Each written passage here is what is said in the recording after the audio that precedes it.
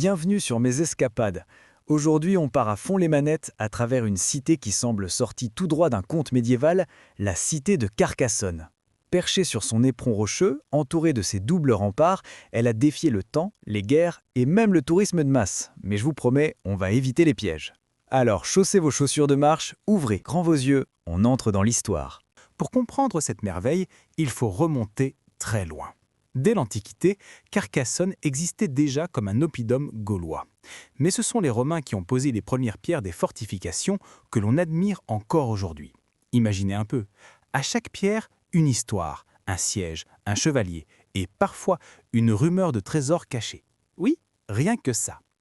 Alors, assez bavardé, on commence notre périple par l'entrée triomphale de la cité, la célèbre porte Narbonnaise.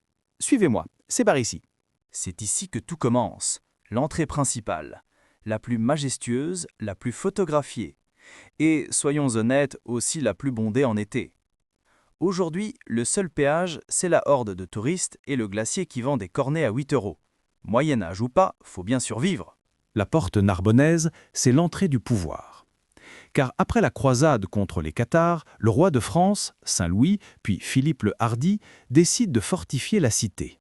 On double les remparts, on renforce les tours, on installe des garnisons, bref, Carcassonne devient la clé du royaume face à l'Aragon. Et là, franchement, personne ne veut venir tester les murailles.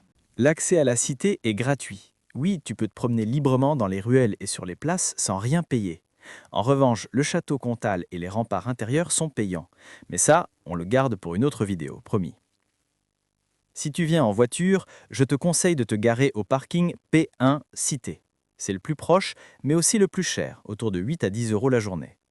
Sinon, malin, tu peux viser le parking gratuit de la ville basse et grimper à pied jusqu'à la cité en 10 à 15 minutes.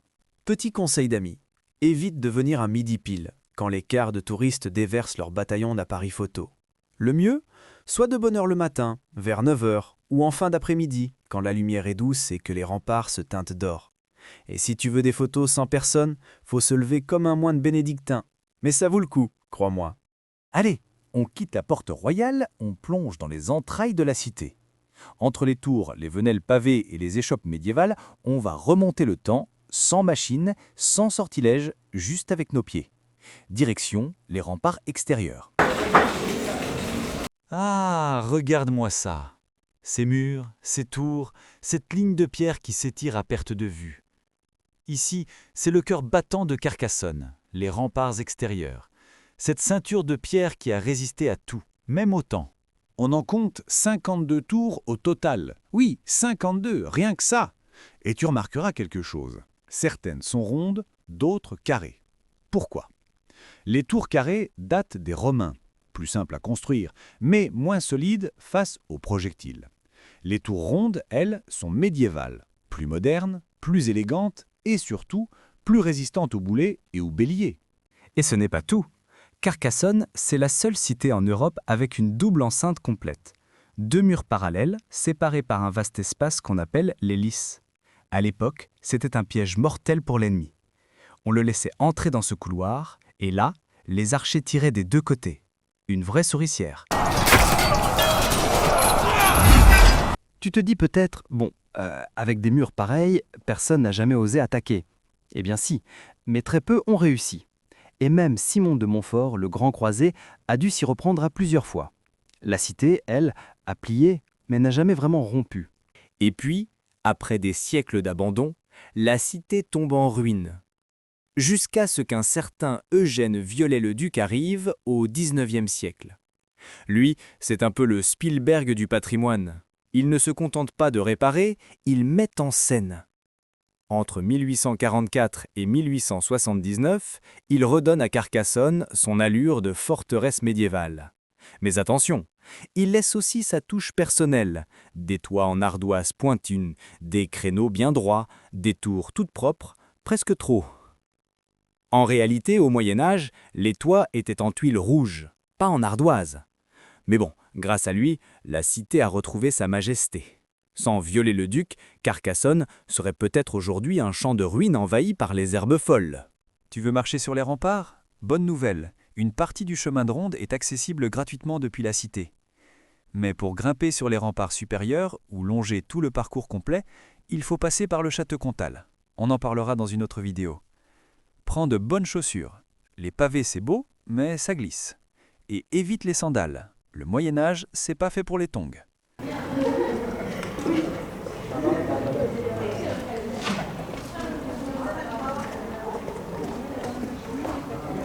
Allez, on quitte un instant les murailles pour se perdre dans le vrai labyrinthe de la cité, ces ruelles médiévales. Ah, ça y est, on y est. Les pavés, les enseignes en fer forgé, les cris des mouettes, non, des touristes, les odeurs de gaufres et de cuir, bienvenue dans les ruelles médiévales de la cité. Ici, chaque mètre carré a une histoire à raconter, mais aussi une boutique à souvenirs. Ces ruelles, elles ne doivent rien au hasard. À l'origine, c'était un vrai labyrinthe défensif, étroit, sinueux, fait pour ralentir les assaillants. Et aujourd'hui, eh bien, c'est parfait pour perdre ton sens de l'orientation. Alors oui, soyons honnêtes, la cité de Carcassonne, c'est aussi une machine à touristes. Des boutiques de chevaliers en plastique, des tours médiévales en carton-pâte et des restaurants où le cassoulet a vu plus de micro-ondes que de four à bois. Mais rassure-toi, il y a encore de vrais bons plans. Pour manger un bon cassoulet, file hors des remparts vers la ville basse. Le Trivalou ou le Contre-G, eux, jouent dans la cour des grands.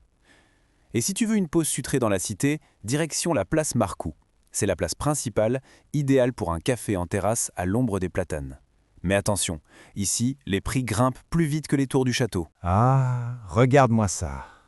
On vient de quitter le brouhaha des ruelles, les cris des enfants, les odeurs de gaufres, et soudain, le silence. Devant nous s'élève la basilique Saint-Nazaire, le cœur battant de la foi médiévale, la perle de la cité de Carcassonne. Construite entre le XIe et le XIVe siècle, elle a vu passer les chevaliers, les croisés, les rois, les restaurateurs et même, dit-on, les fantômes du passé.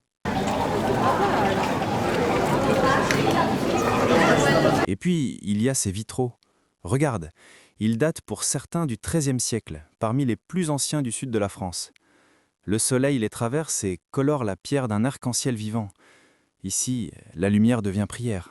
L'entrée dans la basilique est gratuite, mais je te conseille d'y aller tôt le matin ou en fin de journée, quand les groupes ne sont pas encore là. Et surtout, chut, c'est encore un lieu de culte. Alors on oublie le selfie avec flash et on profite du moment. Merci d'avoir partagé cette escapade avec moi. Si t'as aimé la visite, abonne-toi à la chaîne Mes Escapades et prépare-toi, parce que dans le prochain épisode, on pousse les portes du château Comtal lui-même. Et là, je te promets, ça va être épique.